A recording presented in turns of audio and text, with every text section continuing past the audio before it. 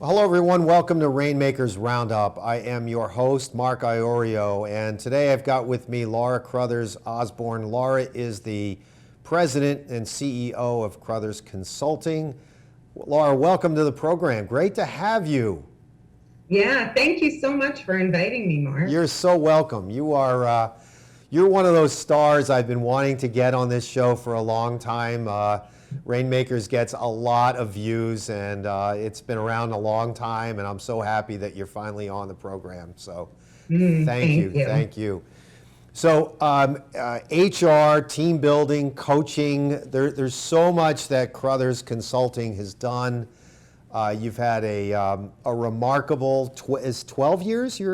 Is this your 12th year? It is. Okay. It's hard to believe. Good. Wow. Good for you. So tell us a little bit about the three areas of the business and, you know, the trajectory and how things have gone over the last more than a decade now. Yeah, great. So our three business areas is we started off just doing HR consulting for strategic projects. So mergers and acquisitions, high growth, companies working on performance management, compensation plans, messy employee relations, org design, that kind of work. Mm-hmm. And then over the last 4 or 5 years, we added executive coaching and leadership development as one of our verticals.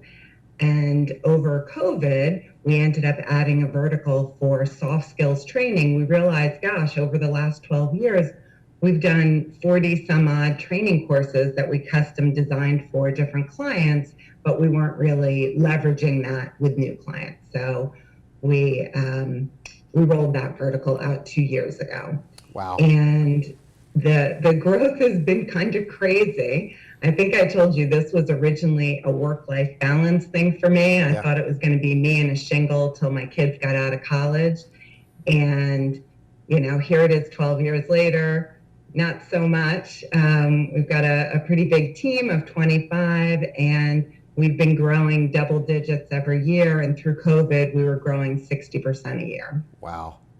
Laura, that's remarkable. That really is a great story, and it's testament to the work that you do and, the work that the staff does at Crothers Consulting, but also the market and what the market has offered you. And as, an HR consultant, and as you said, you're stretching into leadership development and soft skills coaching and, cultural training, getting people to understand what it's like to have a rich and engaged culture within the organization. So, how do you approach a client, or when they call you in, do you do the discovery process? What is that process like when you first walk into a new client?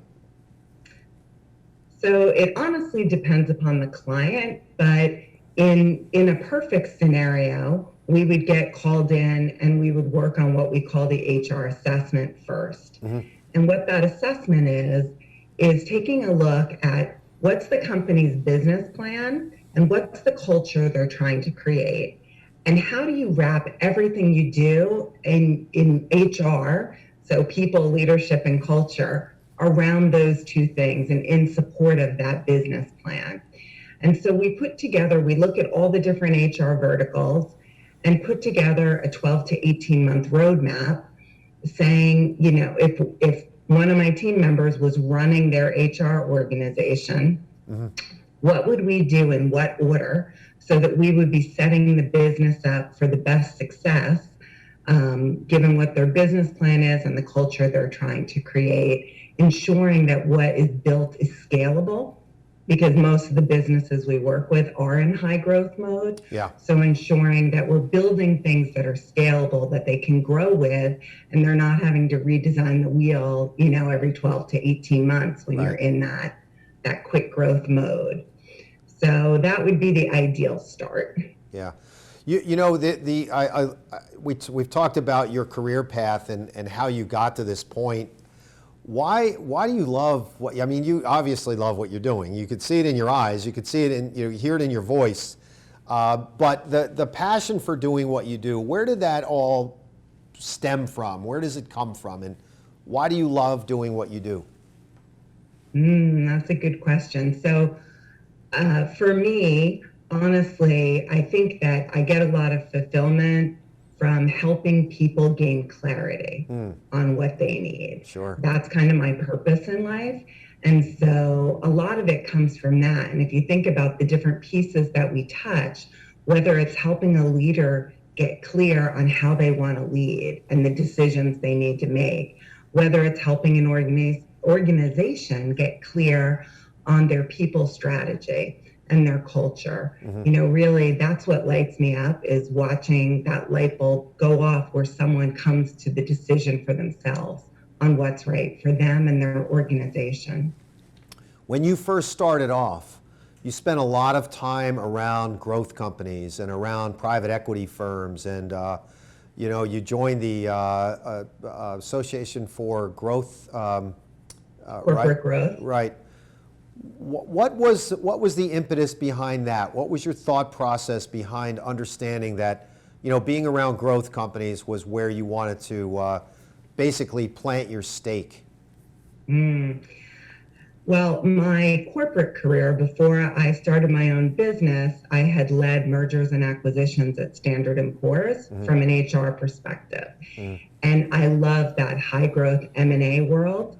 So when I originally went out and started my business, that was our focus, is we were focusing on buy and sell side mergers and acquisitions. Yep.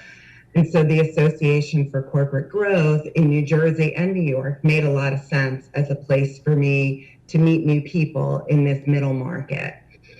I think I told you, Mark, when I left corporate America, I ended up being the chief people officer of a high growth, well-capitalized kind of private equity firm. We went from 8 to 250 employees very quickly. Yep. And it was a lot of fun. And at that point, I realized, gosh, these middle market, high growth clients need strategic HR. Yeah.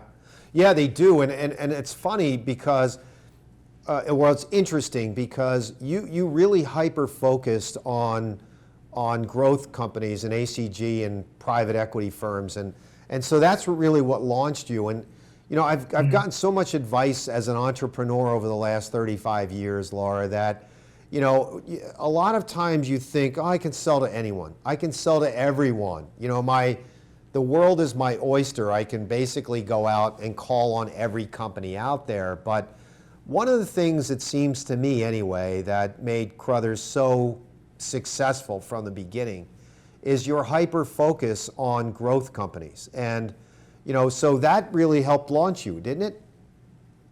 It did. And at this point, I'm even on the ACG board. So it's been a nice place to get to know these high growth companies in New Jersey and all the service providers around them, which have become, a network.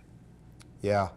How about new business? Where does that now come from? Is it mostly referral, or you've got this 25-person staff? I know you've got a wonderful, I get your newsletter, so there's a lot going on from a social media standpoint, from a marketing standpoint, but where do you think most of the new business comes from, Laura? So 99% of it is referrals, Mark. Yeah. And so it's referrals from existing clients and that network that I've created over the years of service providers and what I'd call kind of the advisors to CEOs. Yeah, that's great. You mentioned, doing this work. You're not only that, you do some keynote speaking as well, which you could talk about for a moment. But There's got to be some proud moments over the last 12 years that you could share with us, case studies. I've seen a lot of them on your website, and there's some really remarkable stories that I know you're super proud of. Can you share with us some of those, instances where you really helped companies understand their focus, their pathway, and that clarity that you talked about earlier? Yeah. Gosh, so there was lots of fun stories. I think one that sticks out for me was a company that we came into to help them redesign their performance management process, and getting in and really understanding what they were trying to drive and where some of their obstacles were. We were able to create a performance management structure, help them come up with metrics that would drive their business and get the behaviors that they needed, redesign their compensation plans and put in an incentive program that linked back to those. Wow. And then did lots of training in the organization on the whole process, on how do you set goals, how do you hold people accountable, how do you measure those at the end? How do you deliver difficult feedback? And then from there moved into top team leadership development. And so it's been a client that over the years, we continue to cascade different trainings, different messages to help redesign their business and their culture. And that's been fun. It's been great personal fulfillment watching the organization move. And some of the metrics when we started, they were at like 46%. And after 1 year, they were at 98%. Wow. Right. So lots of things where they saw when you measured and held people accountable, oh my gosh, it really happened. So it was able to transform their business and have them do the things they needed to do to get to the next level, create the level of succession planning and development for their organization, and get people really excited. You mentioned behavior. That's a great testimonial. But you mentioned behavioral changes, Laura, inside the organization that you're holding people accountable for the changes that they make. And how do you go about doing that? Because that is really where the rubber meets the road a lot of times. You could talk a lot about change within the organization, whether it's cultural or what other behavioral changes that exist within the organization. But, until people actually do things that are measurable, it's still rhetoric. How do you go about doing that and holding people accountable? What's that process like for you? So it's setting good goals, right, that make sense for the individual. And some of them will be very metric driven, where you can set these, targets that you can really measure. And others might be softer skills. So for a leader, for example, one of the goals might be their teamwork skills. Maybe they're really good as an individual contributor, and now they're leading a team, and they're not so good at giving feedback and motivating and developing others.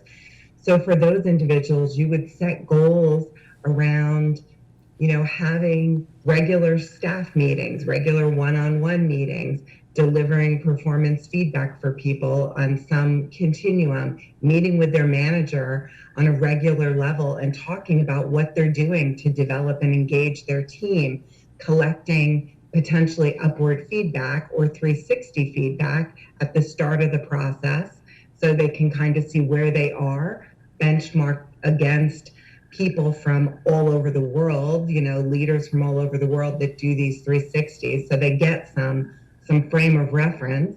They decide what they want to work on. They put a plan together, and then you can measure those areas again at the end of that period to see, have they made that change? Yeah. You can do pulse surveys where you're interviewing, just say you do the 360 on someone to hold them accountable. You could ask the people around them who gave them the 360 survey results for quick feedback on those things that they're working on. So we'll do a quick survey monkey that says, okay, so Mark said he was going to be communicating more transparently with all of you. Is that better, worse, or the same? Super quick.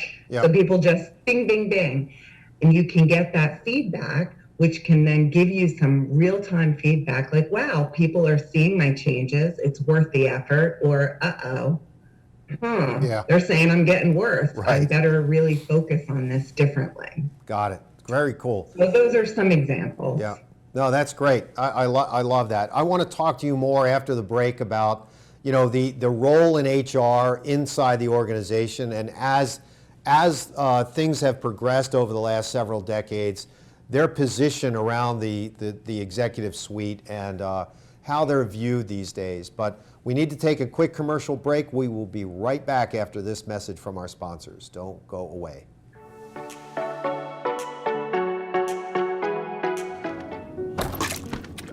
I feel bad for kicking your seat on purpose. I'm sorry for mansplaining. That's when a man... I know what it is. We should have just told you it's a boy. I wish you didn't have to hear all that. Sorry I called you Karen. That's my name. Sorry your name is Karen. I promise I will not eat any more of your friends. Really? Okay, it might happen one more time.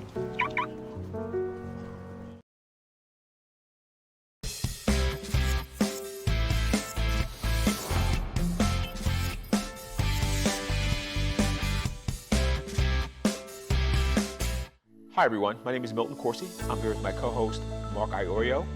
Welcome to Team Talk. Team Talk's all about bringing teams together, bringing organizations together, bringing a diverse group of people together to make the organization a better, more successful organization. Listening to every single voice in the organization to make it better. Yeah, our guests are going to include people from industry, people from sports, and other walks of life. And they're going to talk to us about their specific journeys to team success. Tune in on Wednesday mornings at 10 a.m. and then again on Thursday evening at 5 p.m. to watch Milton and I talk about Team Talk. We're looking forward to having you join us.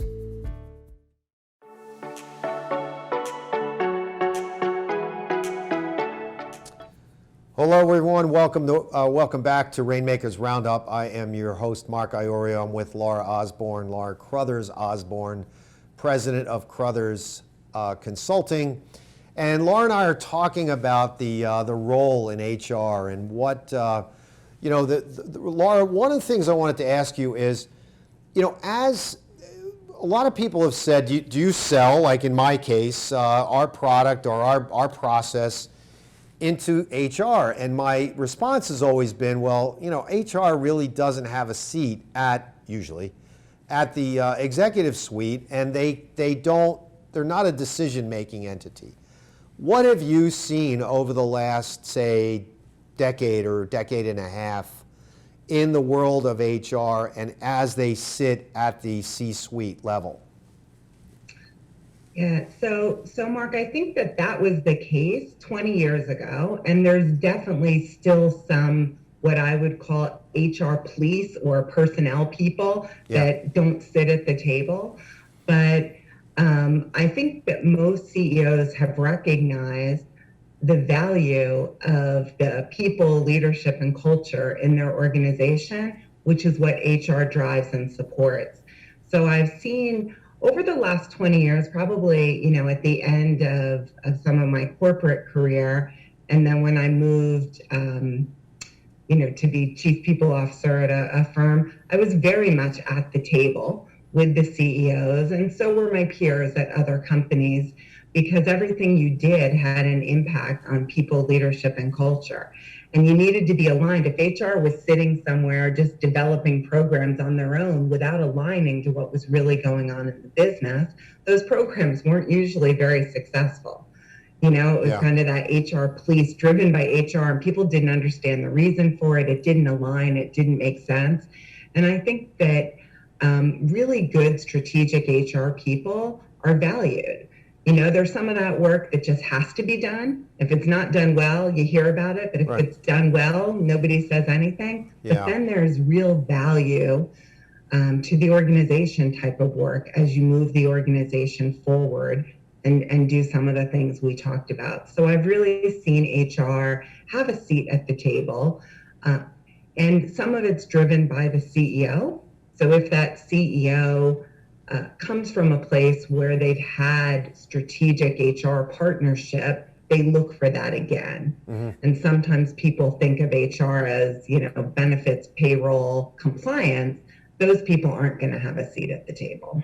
Yeah, exactly. I think you're right. And as culture has become more of a focal point within the organization, there's very rarely where you see cultural agent or cultural director or cultural manager or vice president of culture in an organization. You don't see Chief that. culture officer, they call some HR leaders now. Right. Now they call, yeah, right. So when you find that, you know that the organization is really serious, hopefully, about changing the way people are treated within the organization, and the fact that, they're a very, very important asset within the organization. So, it's funny, people call it human capital. We're human beings. It's not human capital. It's, we're actually people. So, Right. I love. And with all the diversity, equity and inclusion right now too, that's another reason to be thinking about that culture. Definitely, I love that. That whole DE&I thing just really meshes very, very nicely into culture.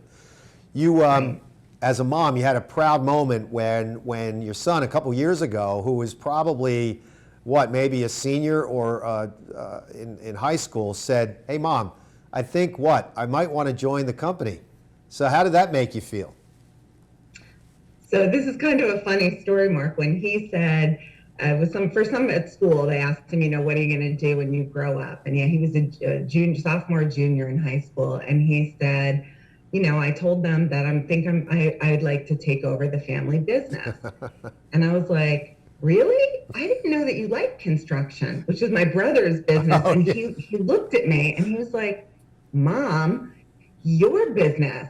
And literally, Mark, the tears just started flowing down my face. I had never, at this point, I think I was thinking it was still a lifestyle choice for me. Yeah. I was doing this so that I could be with my kids more. And I was like, oh my gosh, my son thinks this is a real business that he wants to take over that's great. someday. It just made me incredibly proud. And he said, Mom, you work so hard and you have fun and you love what you do. And so I'd love to have a job that I like what I do. And he also had an unrealistic aspect. He's like, Mom, you just talk to people all day and you make a crap load of money. I'm like, well, Steven, you got to know what to say. He thought, I'm just going to come in and you can pay me a lot of money and I'll just sit on the phone with people all day. I love that. I love that. That is adorable. That's really cool. Yeah, you just talk on the phone all day and they send you money. That's great. They send you money, Oh, yeah. God. But he would listen. He liked to listen in. And when we'd be in the car and I'd be on a conference call, I'd be like, okay, don't say anything. Right. And he'd hear me, coaching someone or on a call about an HR issue. And he asked lots of questions and thought it was really interesting. So he's a freshman at the University of Utah. Talk about somebody living their dream life. Oh, yeah. He's skiing 4 days a week and geez. getting straight A's. And who knows if he'll end up in management or HR leadership, but just the fact that he considered it and said that almost made me change my frame about my company to start to create something that is really sustainable. Yeah. I hadn't been thinking about an exit strategy at all. I was just having fun. Yeah, no, I hear you. I mean, it does change your whole entire mindset. Thankfully, my kids I don't know, they love what I do. They're very into what I do. They understand what I do, but they're in completely different businesses. One's a jockey, an exercise jockey in the thoroughbred industry, and the other, my son is a drummer. So that's not going to happen. They're not going to be in the cultural brand and culture business, but you never know. You never know, right? I've got people that had pretty strange backgrounds before and somewhere made their way into HR and then figured out that they loved it. Absolutely. I love what you do. I really do. I think that, the change that you're making in these organizations, Laura, is just, it's inspiring to a lot of people. I mean, I look back and, what I've done in my business over the last, especially decade, and I'm very, very proud of it, and you must be as well. What would you change? Would you change anything if you look back not just on your career at Crothers, starting the business, but even prior to that, would you do anything different? So at Crothers, I learned some examples in the early years, that just kind of came to me right away when you asked that, which was one, I spread the umbrella really wide and I got to know as many people as I could. I was out there creating a new network of middle market companies. Most of my career I'd been with the Fortune, 100 and 500. Yeah. So I didn't realize you needed to meet someone 7 times for them to remember you. So I'd have these great meetings and I'd be like, oh, Mark loves me. And he said he's got clients that could use me. And I'd check you off on my good referral source list, and add you to my newsletter or whatever. But I didn't find ways to connect enough.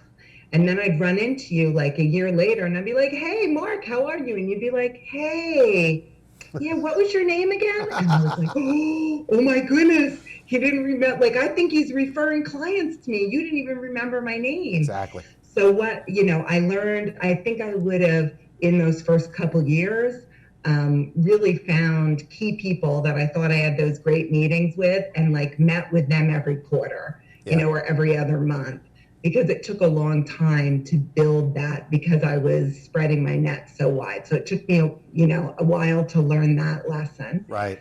Yeah. And then the other lesson was around resources. So you get to a point in your business where you're doing everything yourself. I brought someone else in to do some of the work of the business, but I was still doing the QuickBooks and, all the other pieces.